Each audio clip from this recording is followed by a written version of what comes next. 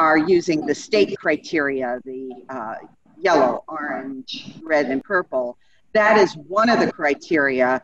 We're relying very heavily on our city data as well. And we receive daily updates from the Cincinnati Health Department, which is showing the virus is declining in the city, but it's not a strong enough decline.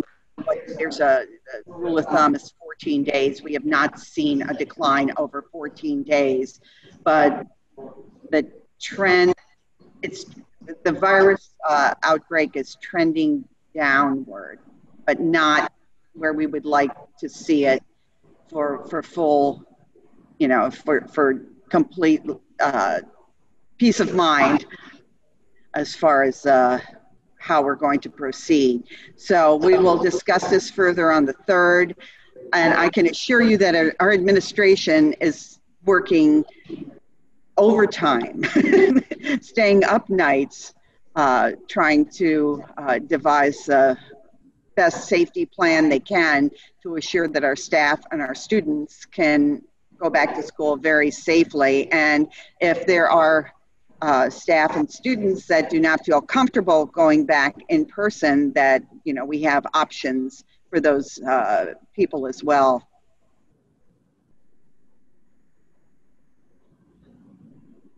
I think there was a second question, and yes. Can we go ahead with that one? So you got Sarah Summers. I think that was Sandra. Sandra? Can you click her into her? First of all, thank you everybody for putting this Zoom meeting together and trying to inform people about what's going on. As you know, I was a principal there in CPS as well as a teacher, retired now, have 4 grandchildren in Cincinnati Public Schools, 2 at Walnut and 2 at Sands Montessori. So my question is really 2 questions. One, talk a little bit about the deep cleaning that would take place between the 2-day, 3-day shift. When does that actually happen? And secondly, if we do have the 2-day, 3-day shift thing going on, when will teachers have time to plan for not only their in-class students, but then their online students? Thank you very much. Melanie, you want me to start that?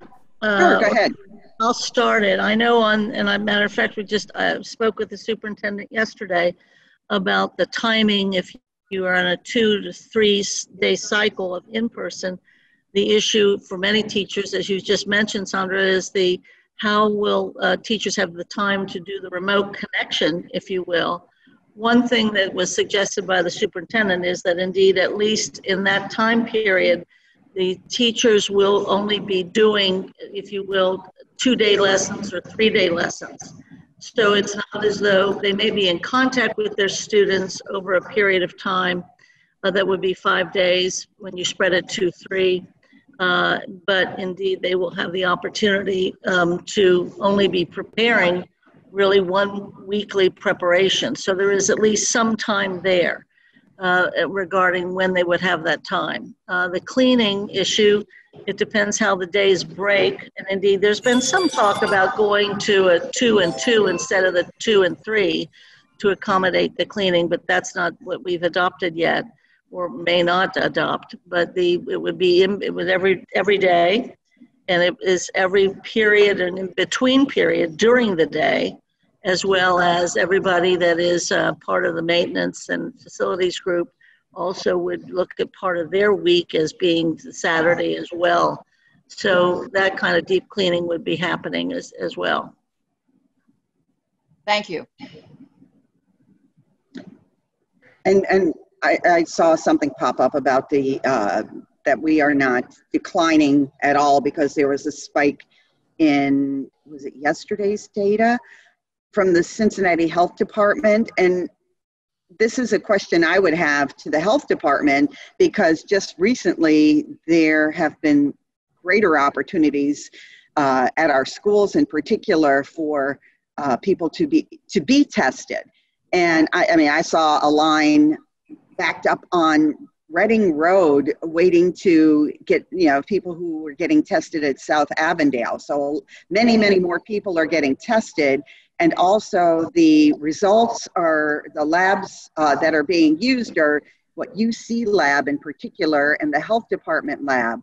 So I think, and Dr. Acton used to say this too, that some of these changes are due to how the results are being, being not publicized, but how the labs are completing the results. So to look at the trends is really important. We're trending down, but we did have a spike yesterday. We saw that, but there are also mitigating factors that I would like to get more information on.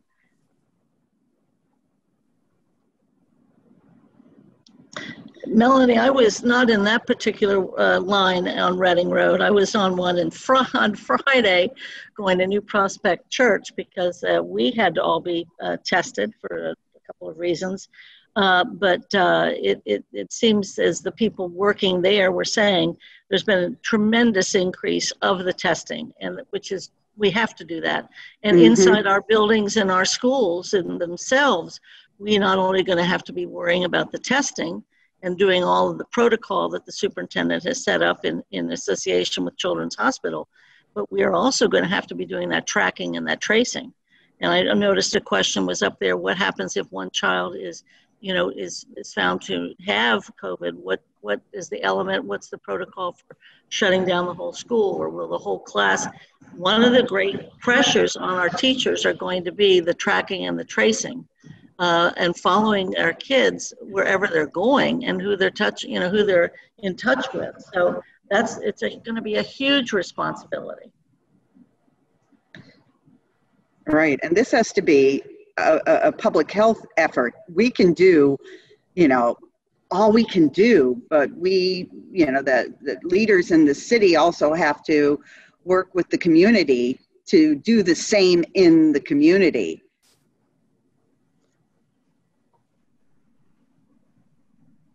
Other questions for? Bill, would you ask what the plans are for special education?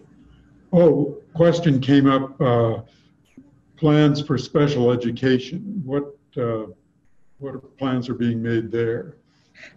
Well, I can start this. And our priority as a board, and the reason we went to the 2-3 rotation was to ensure the 6-foot spacing. In our self-contained special ed classrooms, we already have that ability because there are a limited number of students in some of those classrooms. So some of those students will be going more frequently than the 2-3 because we can assure the 6-foot distancing, which was the priority of the board. So that, especially for those who are, most vulnerable, that should help with the compliance with IEPs, which we are still obligated to. And Melanie's totally correct about that. One of the interesting proposals that the superintendent has forwarded is not only having these multiple plans that we can deal with over 24 hours, 48 hours, or a week as things change building by building, not just by district. You have to keep that in mind and making sure that even the bus transportation, we have to make sure the siblings are on the same day so we're not disrupting that kind of situation. But one of the things she has also proposed is that it is possible for preschoolers, and we have many, many, many, many classrooms, almost 2,000 children in our preschools that could be coming 5 days a week if that's the choice of their family. We have our medically fragile children that actually probably need to be here 5 days a week for what, their courses of action that are required. So it's really not only those few plans of remote to what degree and in person to what degree, but we have probably 20 to 25 of our elementary schools that could do 6 feet and not necessarily require additional money or effort. So the superintendent has realized that it is not one size will fit all. And that speaks back to Mary's very important question about life and death, You have to meet the needs of as many folks as you can, as safely as you possibly can.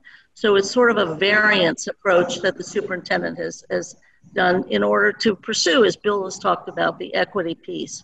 That some, we can work it out for some and not work it out for others, at least work it out to the best for everybody.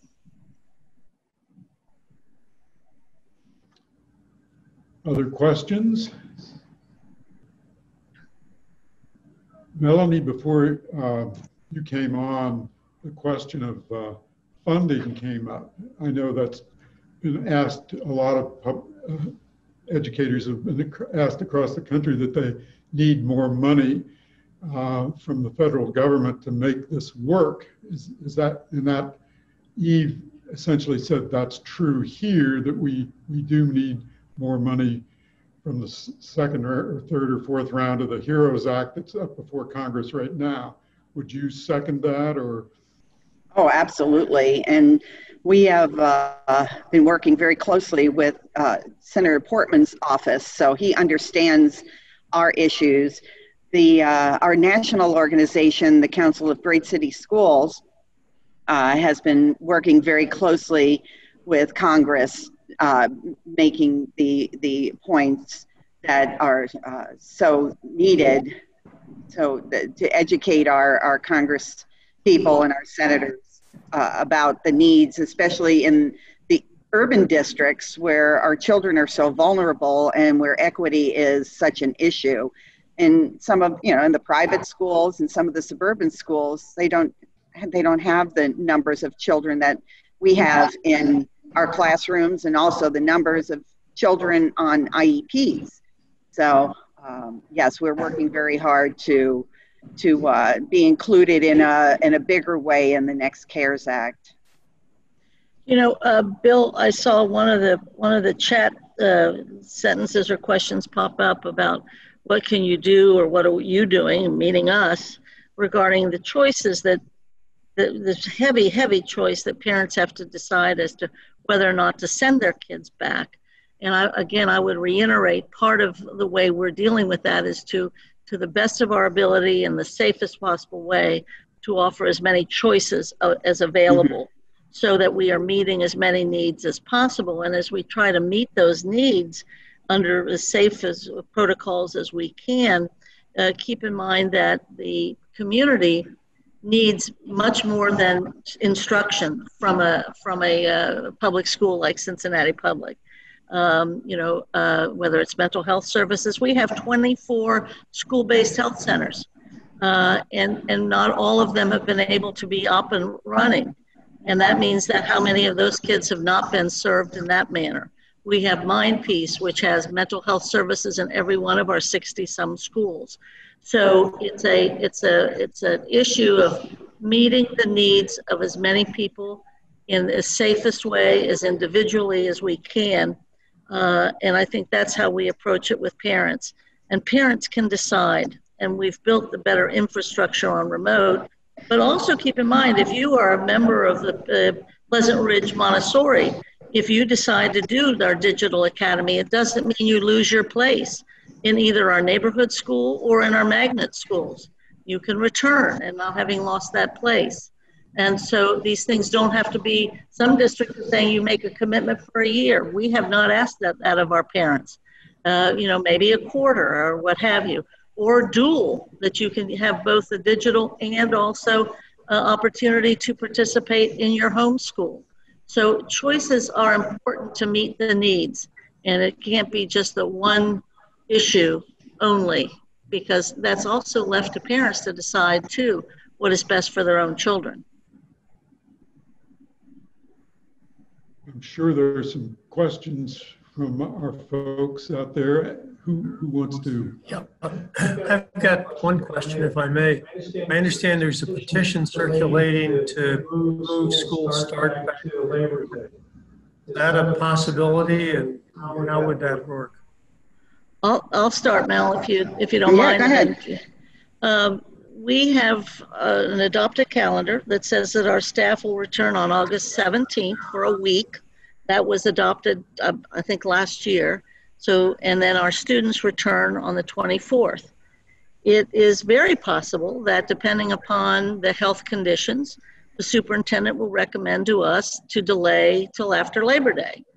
And that would be reasonable, and that was said in our last public meeting, that we follow some of the statistics and realities of the health condition generally. So that's still a possibility.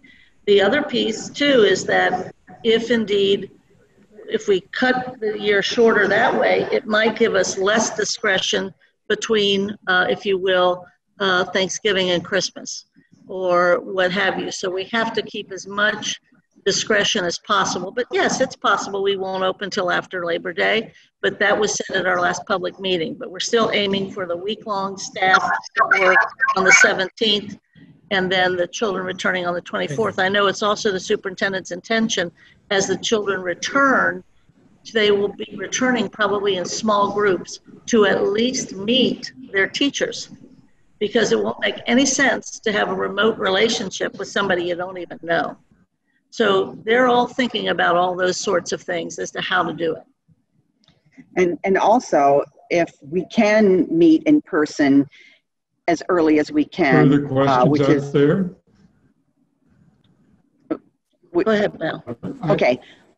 If we can meet on the 24th and that week before Labor Day, we'll at least be able to front load the children and their families with login information, make sure everybody has their devices, make sure people who have internet are using it, know how to use it, and if they don't have it, figure out how to get it to them, ensure that these individuals know how to get onto PowerSchool to access the remote learning, so, and front load as much as possible so that if we do go remote, and that's even school by school, that's a good possibility. If not the district, it just depends on, on the trending of the pandemic, that people at least know how to continue their education and their children's education.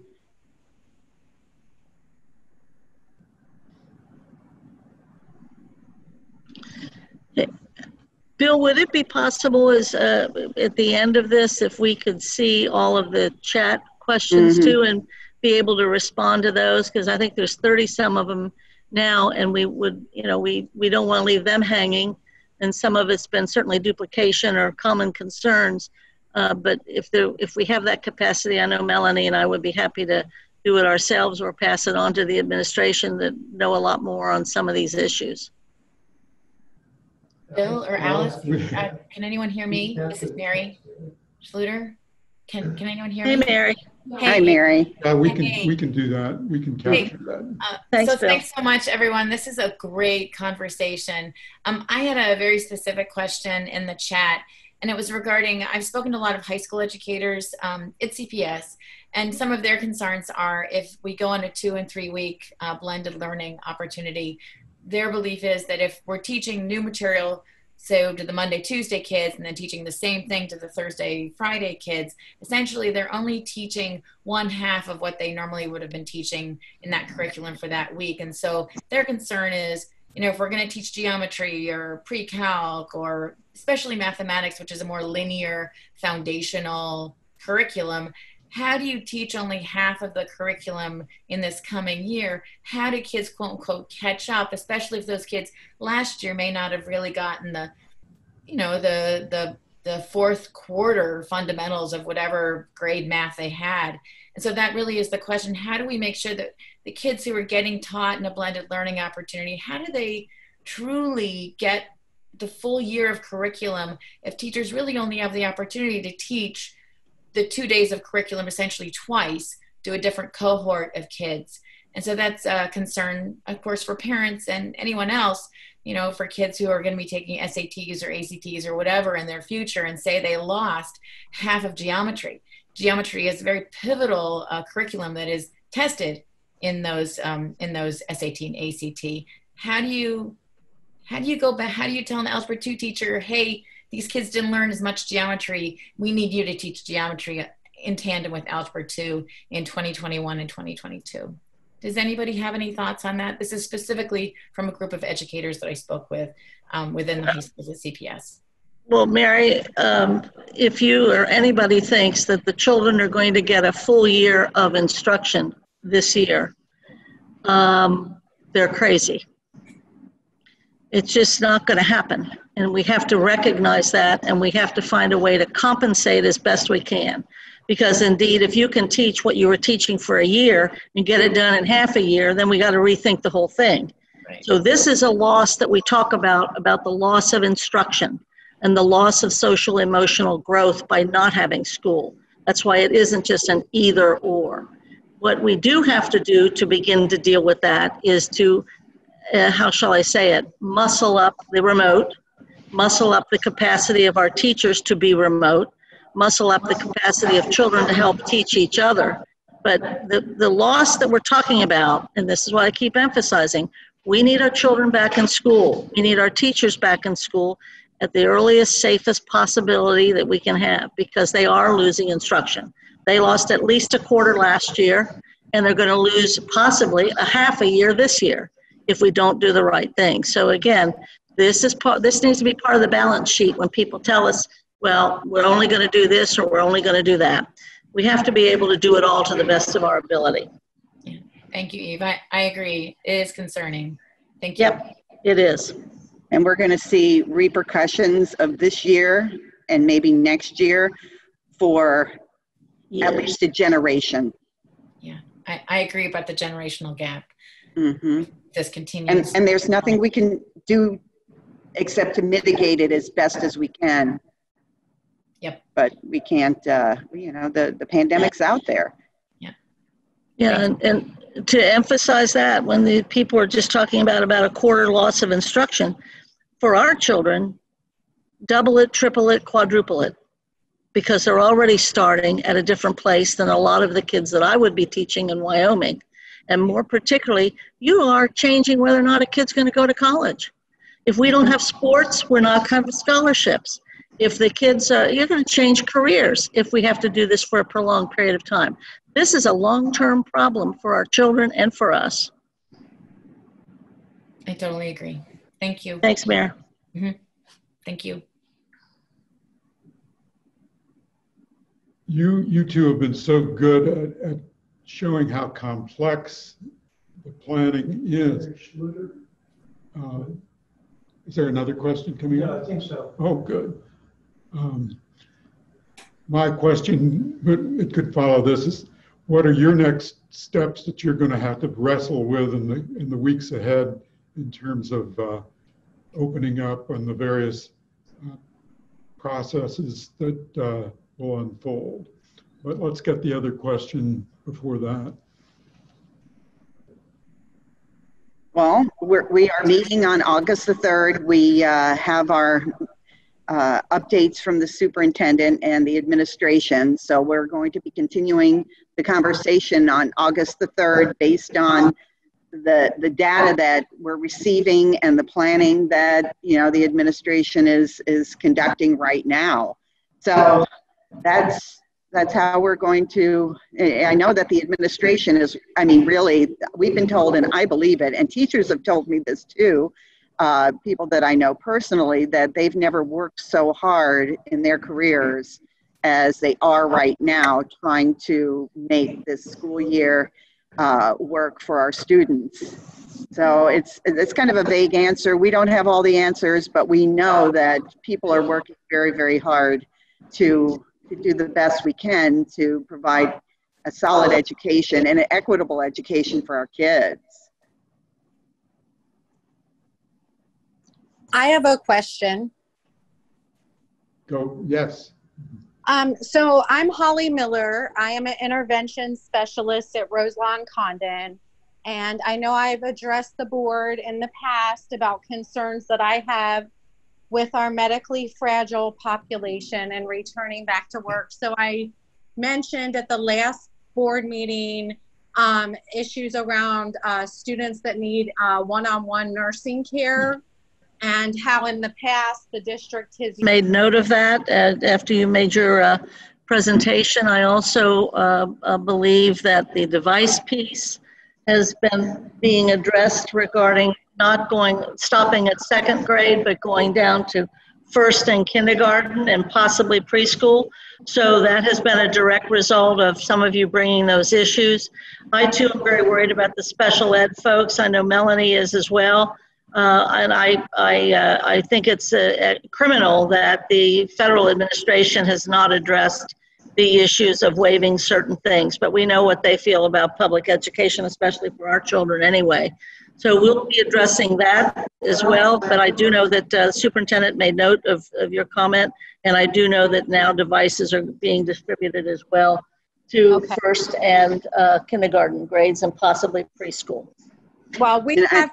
I was going to say, and we know that that we have plans, and hopefully the CARES money, and people wonder why we, when we reduce services, why do we need more money? We need to hire more nurses. We will not have itinerant teachers going from school to school, and likewise, agency nurses are not going to be part of the plan. So, but we have to hire nurses, so we need more money so that we can hire nurses, and that's not a need that we had in the past.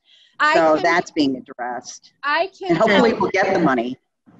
Last year, I taught preschool medically fragile at Roselawn. This year, I'm transferring to K-4 medically fragile. But I had students all last year whose IEPs were written in November and September. One student never even started school ever. To your children or public education. But we do know, as Melanie pointed out, the administration, the superintendent now has a fully registered nurse at every one of our buildings as we start this year. Right. So that's important. I think about kids who have trachs and ventilators who have to have a body with them. Right. 7 and on the bus, the whole kit and caboodle. The other thing that I just would briefly... A calendar? Yeah, I don't know if you needed more time to respond. I'll wait. No, that's good. Go ahead, Sean. Okay. I was looking at the initial district plan for the Wednesday as the alternating day, and I plotted it out on the CPS PDF calendar, and there was a difference between, I think it was something like 65 and 67 days of in-person instruction per the two groups. And then I replotted it with the Mondays off. And now it's a difference between 67 and 65 days per group. So basically there is still a difference of 2 days, but it's just that the group that is receiving the additional day is different. It's flip-flopped. So I don't know if anybody took the time to plot those days out before making that change. The superintendent did. So it's supposed to, I mean, according to my calculations, which I've had rechecked by other staff, it's still a difference of 2 days between the two groups. And I think a lot of teachers' sentiment is that the alternating Wednesday provided a big benefit if we do go back, because it allows continuity for both groups to have 3 days in a row of instruction. But then I also just have a concern, 2 other questions, if there's going to be something in the health mandates about singing, because I think the data shows that singing in the classroom and even I'm thinking fine arts classes, that has a higher rate of transmitting the virus, and also about opening windows. I know that that I saw something about opening our classroom doors, but I didn't see if we're going to also be able to open our windows and all the AC systems are running. Sorry, just one more. I feel like I'm adding too many here, but I just also wanted to echo the sentiment that we need a decision tree based on the color, like the state color-coded data, like to know when we would close. Well, one point here, if I can interject, one point that I made in committee and that I'm going to raise or will be raised on August 3rd is that this district is so big and we're seeing different trends in different neighborhoods. So to close down the entire district because Westwood has a high rate of transmission may not make a lot of sense. Now, this is Melanie talking. This has not been a board or administrative decision, but I think it's okay in the smaller districts to do that, where there's a handful of elementaries and, maybe one high school, but for our entire district, to shut down based on broad criteria may not be in the best interest of instruction. So it's so complex, and some people are in favor of full remote. Some people want to send their kids back full time.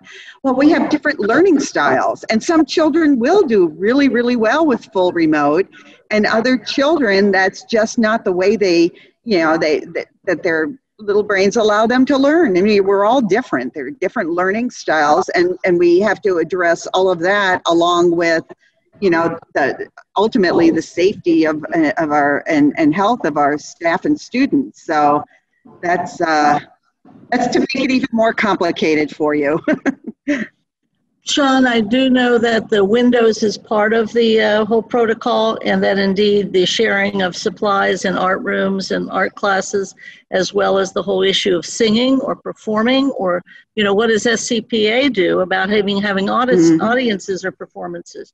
But also those things have been addressed, and you're right about the difference of the two groups, A or B, or like I like to call them O or K. Those things have been, actually I've seen the superintendent pencil that out, and that's why I do think they will be thinking in terms of possibly, besides the 3-2, it might end up being a 2-2, but she's going to have to bring that back to us. But I'm with Melanie, because something is wrong statewide or countywide should not necessarily indicate what we're doing, when indeed we have a dashboard that's relevant to school by school. Hi, I have a question. Local decisions. Oh, good. Yeah.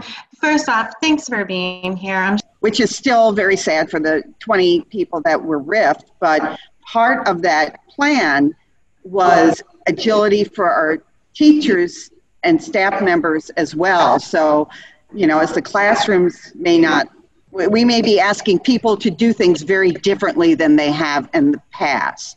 And that's to ensure the safety of our students, but to ensure that we continue to employ our professionals, and because we're going to need everybody. We're going to need everybody when we're, in a year or 2 years back to normal. So it's what I heard the superintendent say is that, yes, we're probably not going to have people going from school to school as we have in the past, but we will find ways for our professionals to continue to teach in our schools.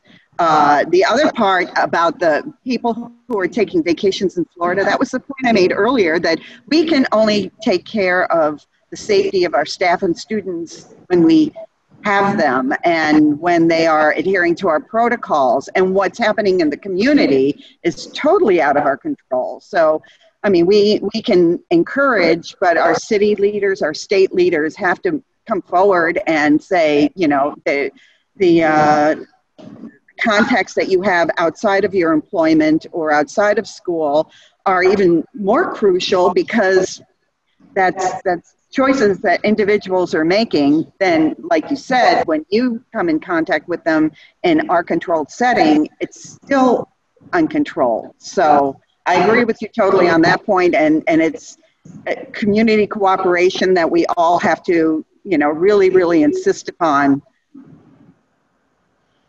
Well, Ms. Bates, my situation, it's not related to the RIFs. That is my normal teaching situation.